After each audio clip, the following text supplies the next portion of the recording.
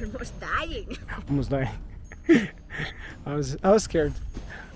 I'm still scared because we still have to go down. Over the last decades, the hike to Slogen has become one of the most iconic mountain hikes in Norway.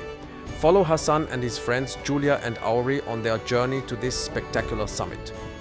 We will tell you everything you need to know about this challenging and rewarding hike. Slogen is located in Øye in the Sunnmøre region, rising like a pyramid directly from Hjørundfjorden.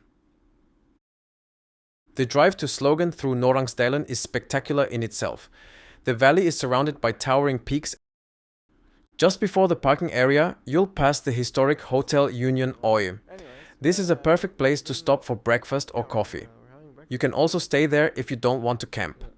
The parking is well signposted. It's a private car park where you pay 50 Norwegian kroner per day to an honesty box. There's also a tap with spring water and a small toilet available. We're parked by Slogen Turparkering and we're heading on the way to Slogen. And off we go. Started off with a very steep... And indeed, the path is extremely steep right from the start. From the parking, you cross the road and follow the signed path towards Slogen. You'll cross a field and pass a few gates before the well-worn path climbs steeply up through the forest. Initially, the path is marked by red paint on trees. So there's an assisting road up here, which is nice to have on such hikes when it comes to be very slippery. The assistance ropes are indeed helpful on this extremely steep initial section. Yeah, Julie just said, can you repeat again? Going down, it's gonna be so fun. Yeah. The hike from Øye is the shortest but also the steepest route to the summit. The total distance is approximately 3.3 kilometers one way, but it feels much longer due to the constant steep gradient. You start at nearly sea level and climb to 1,564 meters. Hassan and his friends took about 5 hours to reach the summit with breaks. Hassan and Julia are in way above average shape. Hassan and his friends started at 10 o'clock, reached the summit at 15:30 and were back at the car at 18:55. That's nearly 9 hours in total. Most sources estimate 4 to 5 hours up. But, as you can see, the actual time depends heavily on your fitness level and how many breaks you take. For lesser trained people like me, count 11 to 12 hours. So you need to start early, late in season. British mountaineer William Cecil Slingsby climbed Slogen in 1884 and called it Norway's prettiest peak with the proudest view in Europe. Later, Charles Watson Patchell built the Patchell Hitter cabin at the mountain's foot. I must say we don't have any tracking signs, like trail signs. It's a bit strange, but we do see some trail. This is a very important point. Unlike most Norwegian mountain hikes, Slogen from Øye has no DNT trail markings beyond the initial section. This is unusual for such a popular hike. About 2 hours and 15 minutes, we see this wonderful view.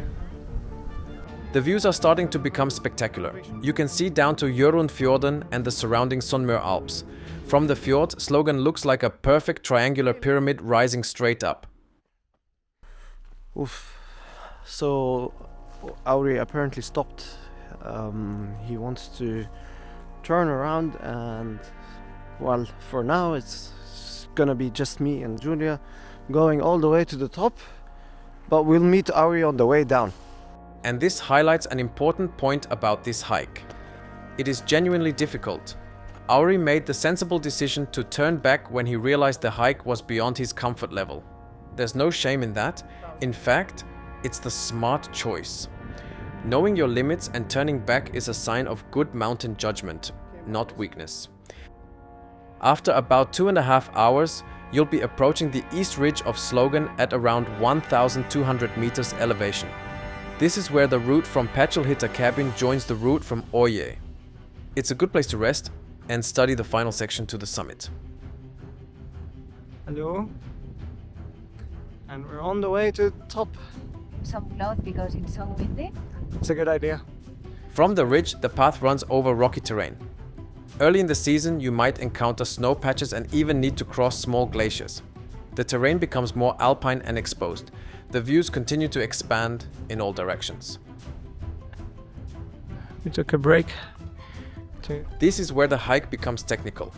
The last 100 meters to the summit require scrambling. That means climbing using both hands and feet. The final section has an incline of up to 60 degrees. And we made it to the top after climbing with hands and legs. You are so funny. Yes.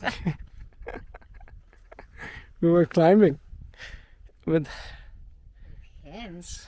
I'm almost dying. almost dying. I was scared. Hassan and Julia are not exaggerating. This final section is genuinely dangerous and highly exposed. People have fallen from Norwegian mountains while taking pictures. You need to be very careful and have experience with this type of terrain. Julia's gonna touch the top there, marking that we have finally arrived. Touch it, touch it, touch it. Woohoo! Nice. And indeed, the view from the summit is absolutely spectacular. At 1,564 meters, you can see in all directions. The Hjørundfjorden lies far below, and you're surrounded by the jagged peaks of the Sunnmøre Alps. It's easy to understand why Slingsby called this the proudest view in Europe. We have a long way down. I think the hike is most rewarding towards the end. Because it was all forestry in the beginning, and then when we came over to this view, it's amazing. The descent requires just as much care as the ascent, especially the scrambling section. Many accidents happen on the way down when people are tired. Take your time. So we stopped for a food break Yeah. with real tour Yeah, baby. with real tourmat. Due to the extreme steepness, very high ascent and the technical final section, we have no other choice than to give this hike our black extremely difficult label. The season is between June and the end of September. In late season, you need to start at sunrise, so you don't need to finish the hike in darkness. So Julia's watch says we're 9 kilometers of this. 9.5 kilometers, but my GPX trailer thing that I will give you, Thierry. And Hassan is absolutely right. The official distance is 3.3 kilometers one way, making it 6.6 kilometers return. But with the GPS track following every switchback and the need to search for the path in places, it easily becomes 9 to 10 kilometers. For general hiking advice about equipment, clothing and preparation, check our hiking advice video. Here are the critical points specific to Slogen. No trail markings, technical scrambling required, water. The only source is at 600 meters and can be dry. Plan accordingly. Hassan's gang also hiked nearby Saksa, which is 500 meters lower. Check our video about it. We hope this video was useful and you will have a safe trip to Slogen. If you find that Slogen might be too difficult for you, check out our other hiking videos at the top. And if you want to do something else in Sunnmøre, check the video at the bottom.